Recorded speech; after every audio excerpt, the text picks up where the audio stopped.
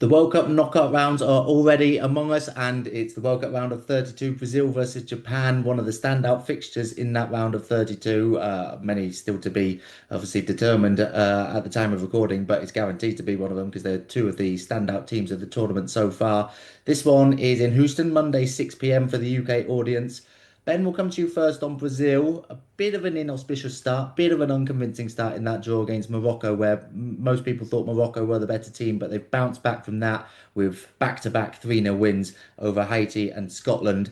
Vinny Jr.'s firing. Neymar's even back now to a huge reception in the last game. Got his run out that people have been waiting for since 2023 in the Brazil national team. It's all looking a little bit better for Carlo Ancelotti and his men now. Yeah, certainly is. I think it's fair to say they've now found their groove of the World Cup, but history suggested they were always going to at least top the group because in every World Cup since 1982, they've topped their first round group. So even though they had that slight blip first up against Morocco, it was no surprise against Haiti. We said we expected better. We saw better against Scotland. The dominance was there for all to see. Of course, it was billed as this massive, massive match for the Tartanai. There was, I think some optimism among them that maybe they could spring a surprise, but I mean, Brazil were just on it from the start. In that first half, they had 11 shots. They were so much better in the duels. They won 62% of their ground duels, nearly 74% of their aerial duels. And we saw both sides of the tactical coin really with Brazil because they've been renowned for this really high tempo, aggressive style of play, but also we saw patient build up when it was necessary. And yes, they were helped by some Scotland mistakes in that game, but we saw how Ancelotti, I mean, we know what an amazing manager he is, but he was adaptable in that game. We saw Casemiro playing as a bit more of a sweeper, allowing like a 4-1-3-2 shape, allowing the three central players ahead of him to combine with the two strikers. And that third goal especially, we saw the one-touch combinations, the line-breaking passes, and that could be really crucial when they come up against if they're going to come up against deeper blocks, and especially against Japan, who have set up in a 3-4-2-1 throughout the World Cup. You think that could be absolutely crucial for them. I know Matt's going to talk about Vinicius Jr. in a bit more detail, but I do want to bring up this stat I saw from the Scotland game. Just Vinny Jr. alone created 3.06 expected goals, the most by any player in a single World Cup match. And I know sort of I don't know. Yeah, could he be I'm going to call him the Neymar heir, let's say. But, Neymar did come on the pitch and even he created 3 chances in his late cameo. I know by that point, Scotland were dead and buried. But yeah, what we saw in that Scotland game from Brazil, both in terms of the high tempo play and also the controlled, patient build up. Yeah, I do really fear for Japan in this game. Yeah, Matt, we'll talk about Vinny a bit more now then, because we've spoken about him in a couple of videos so far. There was so much pressure on him going to this after the season he had with Real Madrid, which was turbulent to say the least. And his record with Brazil, when, as Ben said, he's definitely been seen as this Neymar heir. But whereas Neymar, okay, he's never won the big one with Brazil, but he's, outscored Pele. He's their highest ever goal scorer. Whereas Vinicius's goal scoring record, at least with Brazil, was pretty poor going into this tournament. But he's really stepping up to the plate so far. Yeah, he's been one of the standout players, hasn't he? Obviously, 4 goals in the 3 games so far and an assist. And for a player that's not a centre forward, obviously a left-sided attacker, is really good numbers. I think he's overall, I don't think it's a surprise that he's coming under Ancelotti. I think those two at Real Madrid obviously had, always go back to the 2023-24 season, obviously in that summer that Benzema left and Ancelotti decided to play front two, didn't he, with Vinicius Jr., Rodrigo, Bellingham behind, and Vinicius Jr. had an outstanding season that year. Obviously won the Champions League, 35 goal involvements in 39 games that season.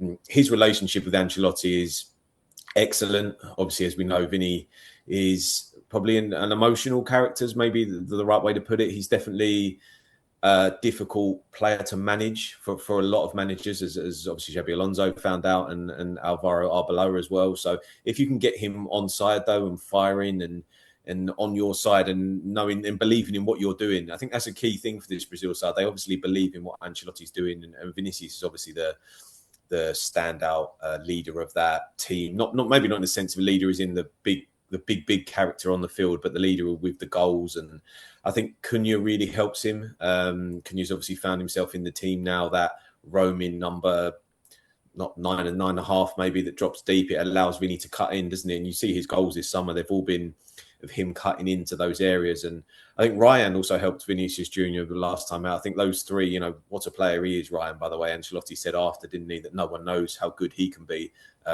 Bournemouth are not going to be able to keep hold of him. He's outstanding in the second half of last season.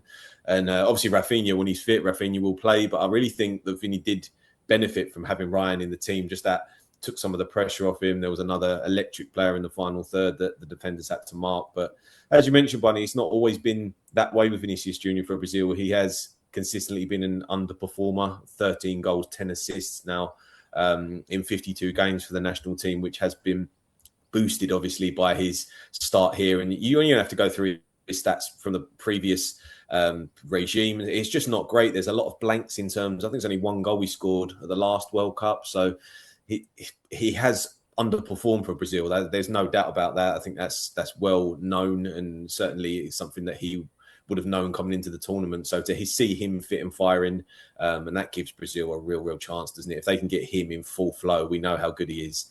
It gives Brazil a serious chance of potentially going on to win the trophy.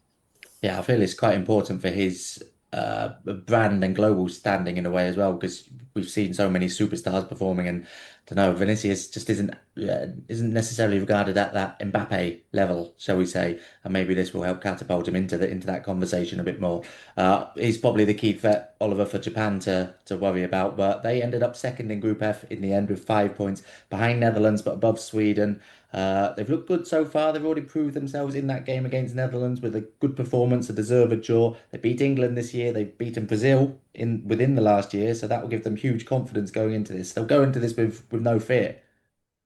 Yeah, that's right. I think, this is a Japan side that have made themselves difficult to beat now for quite some time. They're unbeaten in the last 10 international matches across all competitions, and they've lost just 2 of the last 28 games dating back to the beginning of 2024. And one of those was a friendly defeat to the USA in September last year, another a World Cup qualifier against Australia 3 months before that. And of course, a lot of those fixtures were against weaker Asian nations, but they have picked up some statement results against bigger teams along the way, especially in more recent times. And prior to drawing to Netherlands and Sweden at this World Cup, they beat England at Wembley 1-0 in a friendly in March. And as you mentioned just then, Barney, they beat Brazil. They managed to beat Brazil for the first time at the 14th time of asking as well.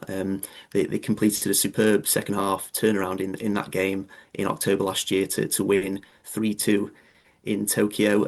After that match, Japan boss Moriyasu said that strong teams will pay us more attention from now on, and I think they should. I think Japan are a growing football nation now. I think I mentioned in a previous pod that Japan's football federation are aiming to both host and win the World Cup by 2050. So there's some bold ambition there, and yeah, I think this current squad is built to compete. I think Japan have the credentials to cause Brazil problems again and make life difficult for them. Will it ultimately be enough to see them progress to the last 16 here?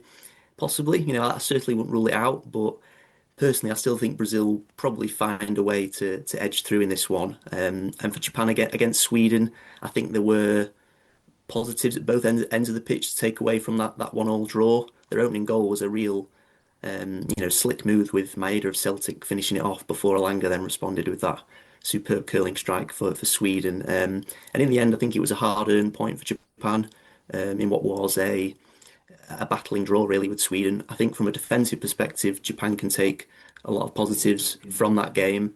Maybe they could have done a bit better to prevent Sweden from creating as many chances as they did. But they limited them just 1 goal. The goalkeeper Suzuki made around 3 or 4 really important saves in that game.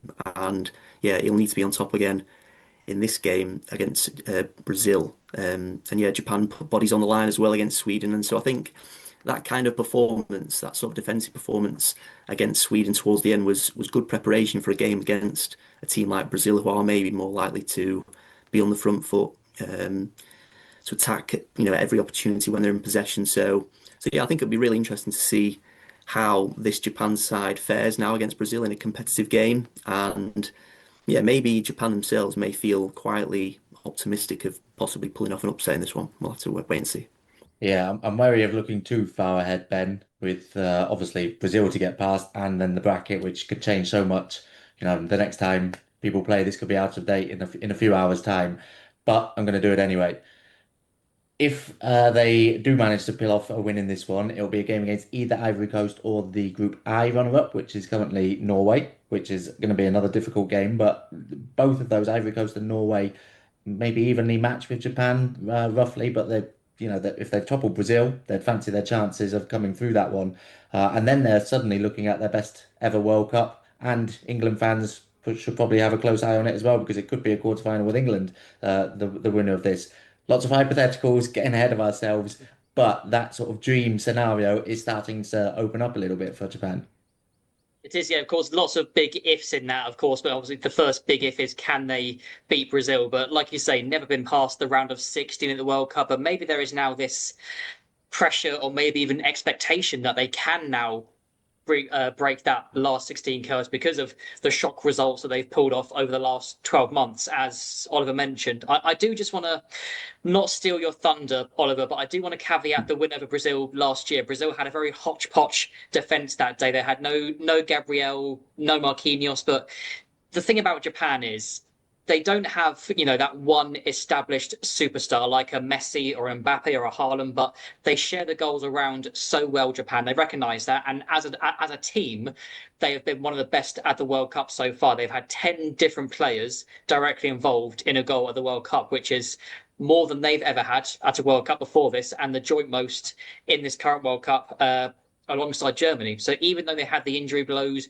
before the tournament with Mitoma and Endo, they know their positions, they know their roles. They've got obviously a long-serving manager, a set system in that 3-4-2-1, and you think they would prove a really tricky test for any opposition. And Brazil and Ancelotti realised that, yeah, this Japan team, they're no mugs. They have, Moriyasu said that he thinks his side have a really, really good chance to trouble Brazil. But again, another caveat was against Sweden, it did seem like both teams were quite happy to play for a draw at first. It was a bit of a slow burner, but then Sweden's goal, not sure if Alang was attempting a shot or a cross, but either way, it was a lovely goal, went in the far corner. And then, yeah, as Oliver mentioned, Suzuki had to pull off some, 2 or 3 world-class saves at the end there. But just as such a tight-knit team, Japan, who can set up in a low block, they can break really quickly with the pace they have on the counter-attack. So this is not going to be an easy ride for Brazil whatsoever. But I do think it could go to extra time. But if it does, I think Brazil will just have that little bit too much. Okay, so I think Oliver and Ben have both backed Brazil now. Matt, quick prediction from you in this one? Yeah, Brazil. Yeah. I think that's going to be the common consensus, but I think everyone knows it's going to be a difficult challenge for Brazil, and certainly not a straightforward game. But it should be a great game to watch. I encourage everyone to tune in. It's at a reasonable time for the UK audience, at least 6 p.m. on the Monday. Thank you everyone for watching this. Thank you guys for giving your expert opinions. You can find the preview for this and every single World Cup game over on sportsmole.co.uk, and don't forget to like and subscribe our YouTube channel so you don't miss an episode.